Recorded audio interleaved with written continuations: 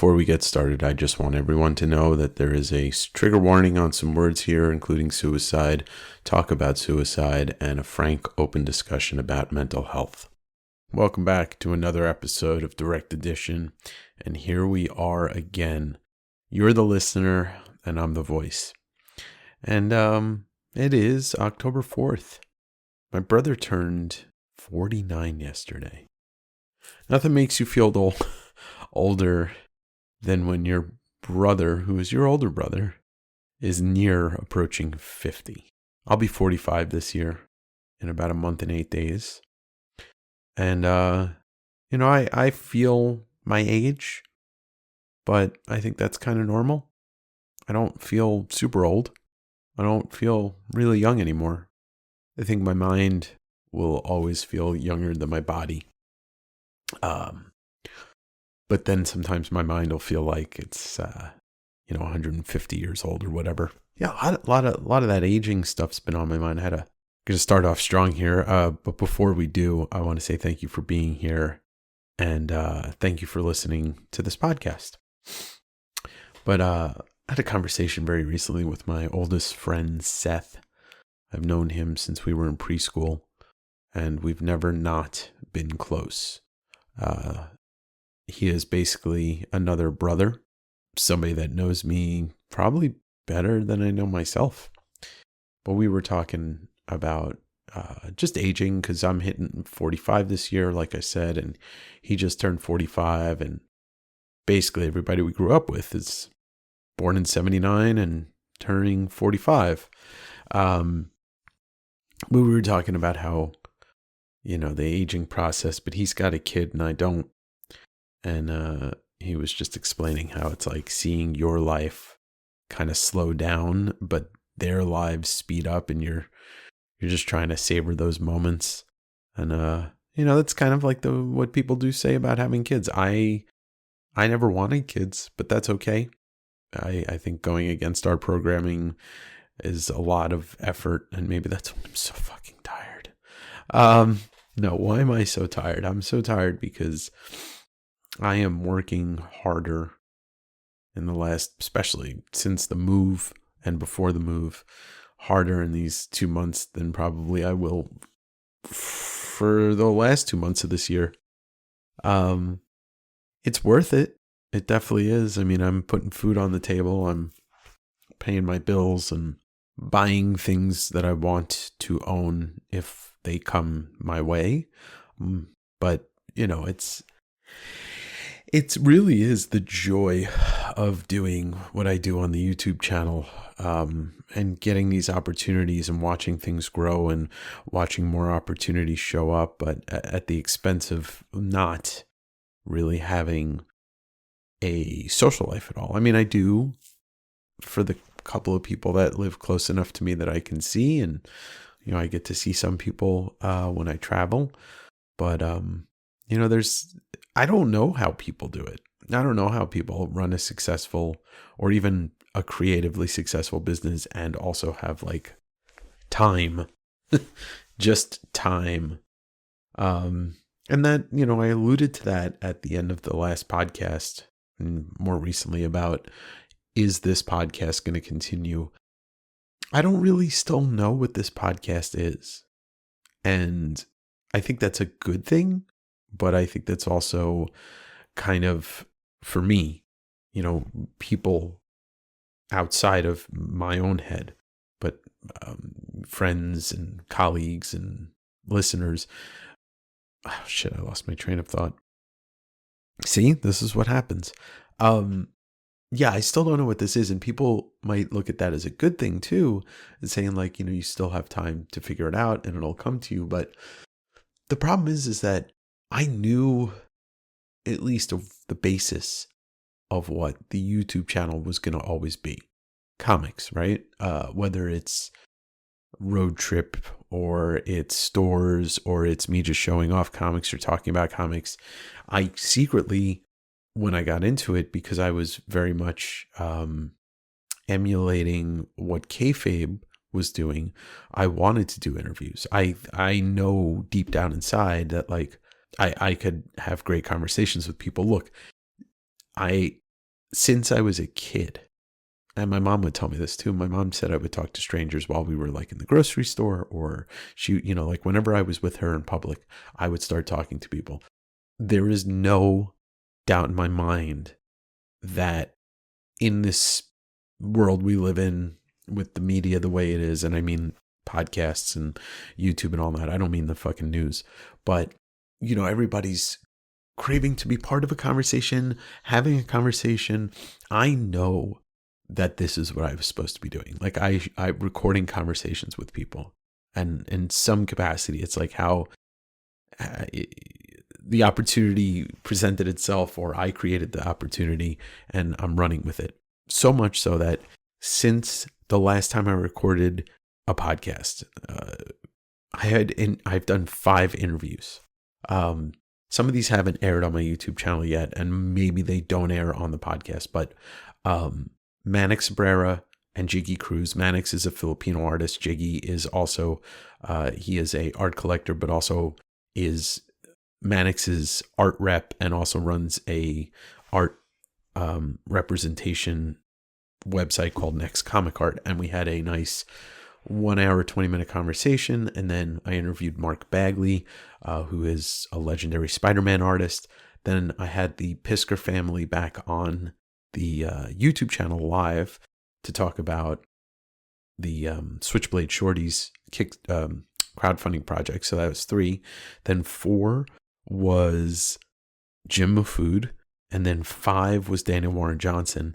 Now, this coming up week, so after you hear this, unless I delay this episode 1 week, I'm interviewing Becky Cloonan again because she's got a new book coming out, and we talked about having her back on.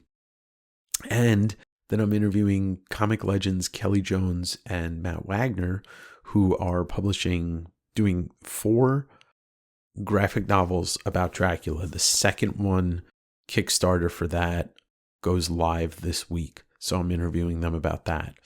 And, I have a couple other people that I've been talking to about interviewing. But after this next week, I'm going to just slightly pump the brakes. I'm not even just exhausted. I think I'm tapped out of conversations to have. Like the energy that it takes to engage with others on a regular basis for anybody is, that's enough for being human. The energy it takes to do research and then talk to people about focused things and try to make sure that you're propping them up while propping yourself up, that's another whole energy. Like I have no, I take pride in what I do, and that's it. I take pride in what I do. And if I'm going to invite somebody on, my pride will not allow me to invite somebody on that I do not want to talk to, and because I don't want also to make them look bad. And I talked about this last time. So it's just a lot of energy. It's a lot of work. And, I have some help doing this, but Joe, who is my graphic designer, is going away for a little bit. So I have somebody else helping me. Adam, thank you. And then obviously we've got Andrew P helping me with the podcast here, doing the synopsize. But either way, all the ideas have to come from me. And, in this conversation that I had with Jim Mahfood last week, we joked around about doing a podcast about, like old dudes just kind of complaining about things.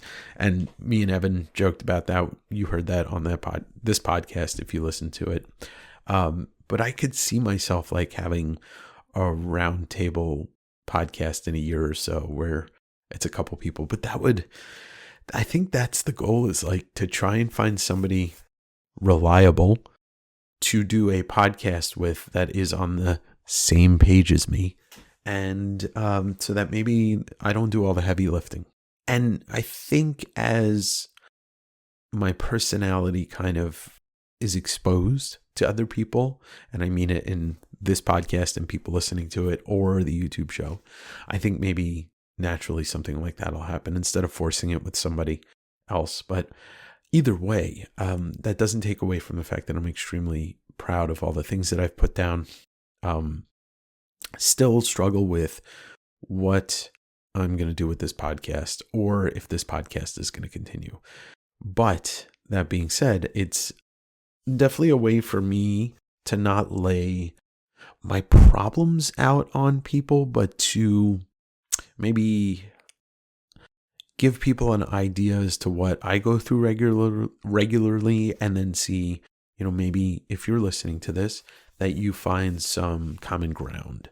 And I've been told by people that have listened to this podcast, not too many, because not too many people listen to this podcast, but that's okay, that, listening to this and they've, realized that we share some similar problems, or there are certain things that they don't talk about out loud, but when they hear me talking about it, they feel a little bit better that somebody's saying it.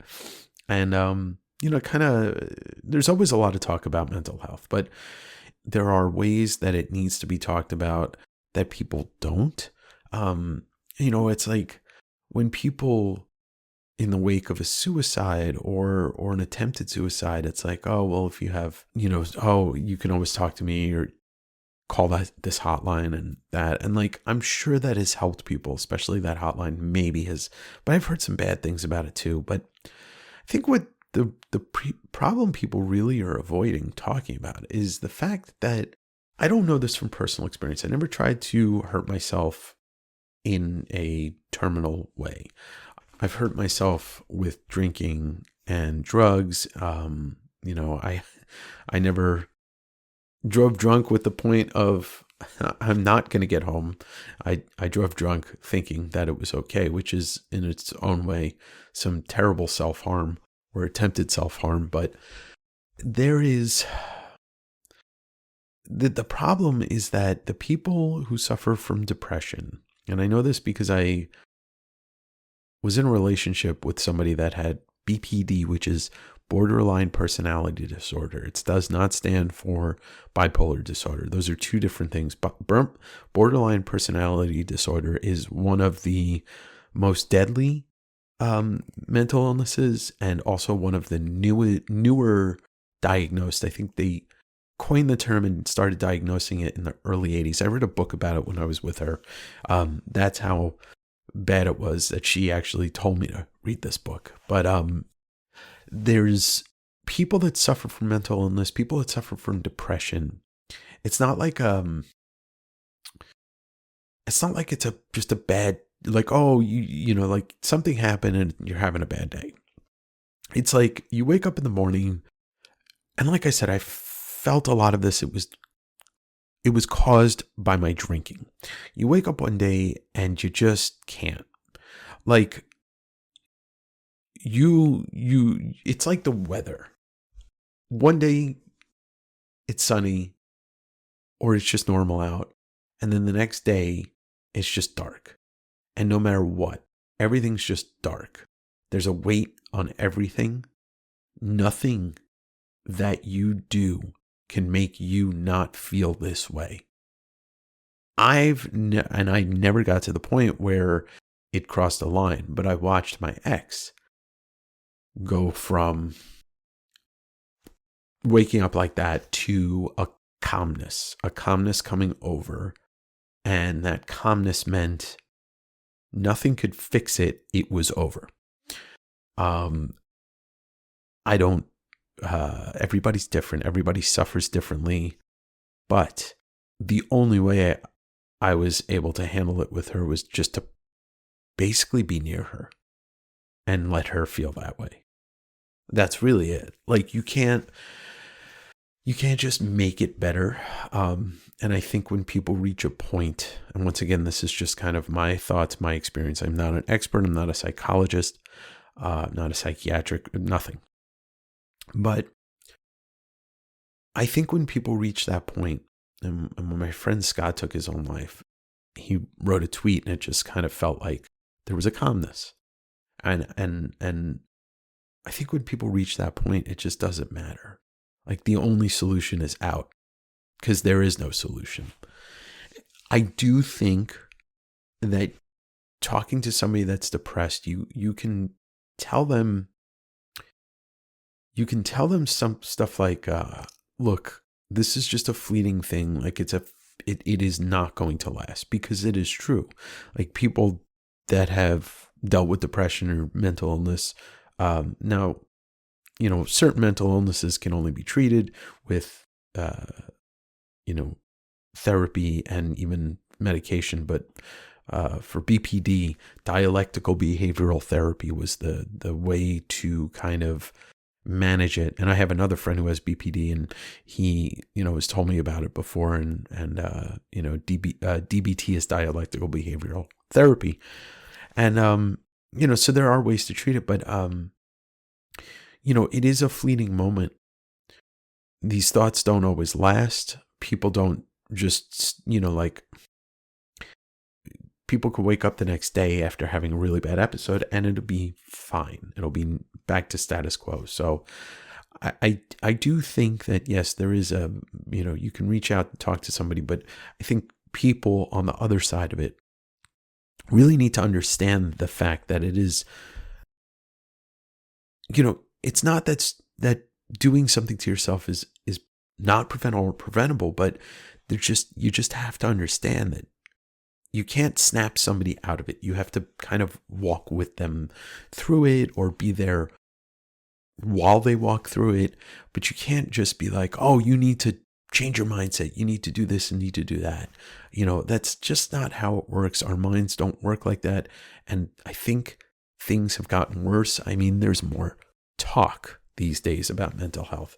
But until this fucking country, this fucking world decides that mental health is just as important as physical health, and treating it and being open about it, and then getting people the help and letting these resources exist for people, that's the real end game. Like, your posts about, it's nice to post these things that are memey and catchy for the internet, but like, when I see people that post about mental health and depression and all that, and it's like this cutesy thing or this memey thing, I'm like, no, fucking wake up and realize what this is about. A mental health crisis is only existing because A, we don't treat it, B, we don't give people the resources, and C, we look down upon the people that suffer from it unless they are our brothers or sisters. And that is a fucking fact, because when you see people in the streets acting off, living on the streets, coping with drugs, this is a result of no resources for people to get help. We all suffer from something, and that I can almost guarantee you. Whether you want to believe it or not, whether it's a chemical, or maybe it's an emotional thing, or maybe it's a traumatic response, we all suffer from something. And I sit there some days and I wonder when this fucking world is going to wake up, and when people are going to treat each other better, and when we're going to start realizing that you don't know what the person sitting across you is going from. And if you know them and you don't know, you can ask. They may not tell you, but you can always ask, and it does not hurt to ask. It really doesn't. And, I didn't mean for this episode to be so heavy, but you know what? I don't know how to, I got a 0 to 100 and that's it. I don't have a 50 miles an hour. But, there were days that I used to wake up hungover, not hungover, 3 days removed from a hangover. And I just was like, I fucking hate this world. I fucking hate everything about it. And most of all, I hate myself. I don't really wake up like that anymore. I question a lot of things. I question, I'm at the mortality questioning age. I remember when, I know I like to talk about Pearl Jam, but I remember when like Eddie Vedder started talking about mortality and songs and stuff like that. And I was just like, oh. And then I realized that I've always thought about death, but I think about mortality now. I think that's two different things. Yeah. Or lack of, maybe it's just I'm on a different side of it now. But yeah, I used to think about death a lot, and not in a morbid way. Well, maybe in a morbid way. In every way. How about that? But yeah, these days I'm just thinking about like what I struggle with the legacy aspect, because people talk about legacy and they talk about, oh, what am I leaving behind? And then I realized, I'm like, wait, I have no kids. So my legacy will die with, well, no, my legacy will be whatever I do. And that's it. And that's okay. And then, I think about just and this is the morbid, I guess this is what I'm saying is like, I think about these things. I don't actively think about them when I'm doing something like recording this podcast. I don't think about like what people are going to think about this a year from now, because it probably won't even matter. But, or 10 years from now. But I do think about, like, I had this thought today about how in this small little bubble of comics, friendships, relationships, people that I know, people that know me, people that will know me at some point, and people I will know at some point, I'm not the easiest person to deal with sometimes, but I think that I'm okay with the fact that leaving some stuff behind on the internet, giving people some small amount of entertainment on a weekly basis is really, if I had to be like, oh, well, what'd you do with your life, Dave? I think I gave a place for people to go. And I gave myself a place to go and a thing to do that I created from the ground up. And no matter how long or short this lasts, this West Coast Davengers me thing, the community of people, the conversations I've had, the people that I get to talk to on a daily basis, people that I get to talk to once or twice, whatever it is, the interactions have been fantastic and has been absolutely rewarding. And that is not a monetary rewarding. And I think if that's something that I can be mindful of always, or as much as I possibly can be mindful of, I think that's really something to get me through the days that I'm not really wanting to kind of function or exist or be here or be human. There's just so much stuff going on in the world that we're inundated with. The bad, the good, the bad, the bad, the bad, the tragedies, the hurricane, the this, that, and the other thing, whatever it is, it's every fucking day. But if I can focus on the good, I really think that's like going to get me through. I have to also remember to focus on my health, my physical health, because mental is just a matter of what I was just saying, right? Physical, you got to get up, you got to move around, you got to eat less shit. I drink only 3 things: water, coffee, and ginger beer. I drink nothing else. Maybe once in a while I'll have lemonade. Maybe. I miss hiking, and I just need to remotivate myself for it. But the post office really crushed me. Walking 12 to 14 miles a day. But I think I just look at it at my family. My parents are both rounding the corner of 80. My dad turns 80 this year. My mom turns 80 next year. 44 and 45. 45 and 46. God damn it. And this conversation that I had with my brother this week, his mental health hasn't been good for years. And I know what that's like, and I'm sympathetic to it. And I will sit on the phone with him and listen to him, but sometimes it gets a little too much. And I think that's okay to recognize that, because I can't live his life for him. I can support him. I can let him talk. I can talk to him. I called him to wish him a happy birthday. That's, I'm doing what I can, but I can't carry the burden, carry the weight, or anything like that. And he doesn't ask me to. So that's okay. And if he ever needed something from me, I would, in a heartbeat, I would be there. But it's just tough. It's tough when you see somebody that you've cared about your whole life, and your relationship with him kind of deteriorates into just being, just listening to complaining. But that's, you know, if that's the worst thing that I have to deal with in my family, I guess shit ain't that bad, right? Um, and now I'm letting you listen to me talk about it. So what am I? I'm no better. But yeah, so I don't know. Just keep in mind when dealing with anybody that may have something going on, mentally, or they're just dealing with stuff. Just keep in mind that you can let them know that it's not going to be forever, because it's not. They won't go through the bad days for the rest of their lives. There will be good days. They may wake up in the next morning and just realize that it was one of those dark clouds hanging over.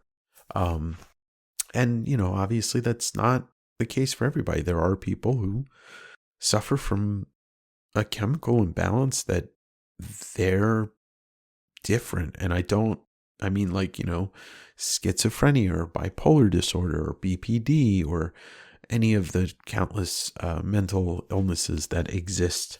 So that's a different story. Once again, I'm not a therapist, not a psychiatrist, not a doctor. I ain't shit.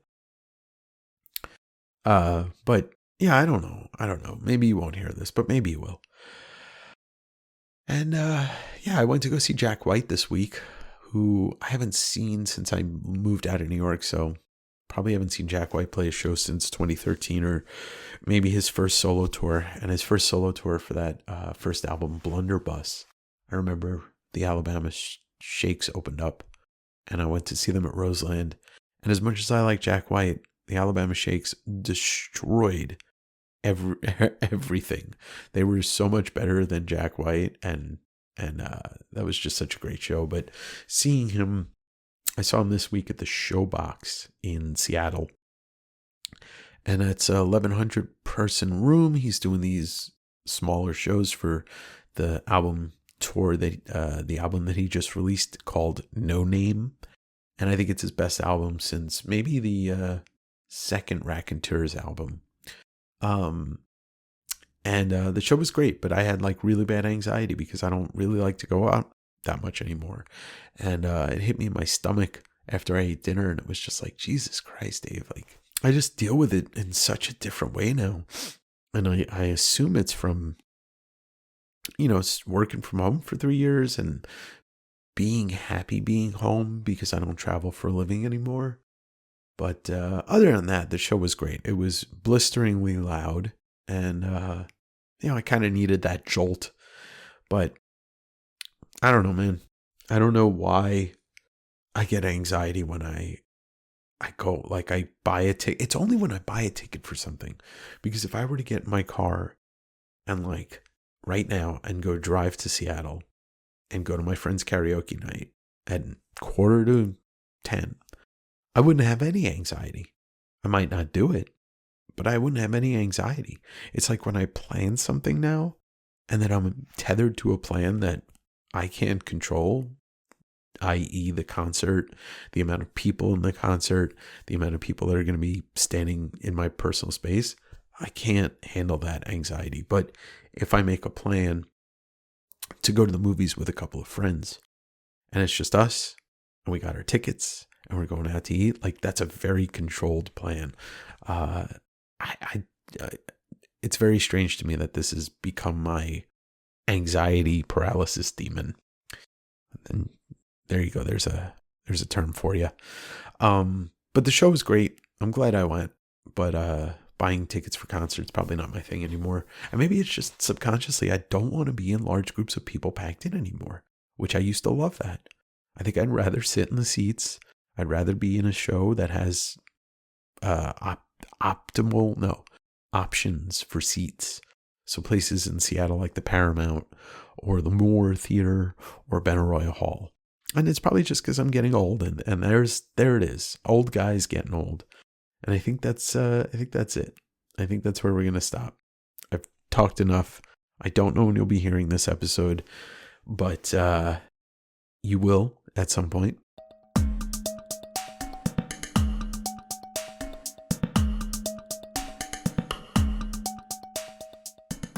Thanks again for listening, my friends. And I know you're tired of hearing me. Some of you are probably know what I'm about to say and you're going to shut this off.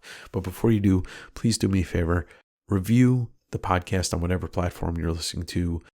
Leave a comment. Do something. Help promote this by moving along in the algorithm. Give me a little support. Unless you want me to just ask you for money. Because if you're paying me to do this podcast, fuck, I'll keep doing it. But I'd rather not. I'd rather this grow organically. And don't forget to check out the YouTube channel, West Coast Avengers. You could visit my website, westcoastavengers.com.